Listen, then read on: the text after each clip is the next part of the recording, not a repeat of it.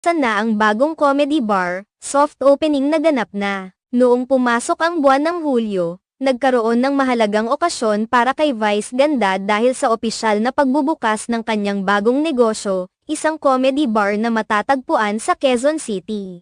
Ito ay hindi lamang isang simpleng pagbubukas ng bagong establishmento kundi isang pagdiriwang na pinaghandaan at pinagkalooban ng makabuluhang suporta mula sa kanyang mga kaibigan, kamag-anak, at mga tagahanga. Kasama sa pagbubukas ng kanyang comedy bar si MC, isang matagal ng kaibigan at kasosyo sa negosyo ni Vice Ganda. Ang pagkakaroon ng soft opening ay nagpapakita ng kanilang handog na pasasalamat sa mga unang dumalo at sumuporta sa kanilang bagong venture. Sa okasyong ito, naging tampok ang makulay na palabas at mga tampok na bisita na nagpasigla sa mga naroroon. Sa labas ng comedy bar, malinaw na nakalagay ang mga detalye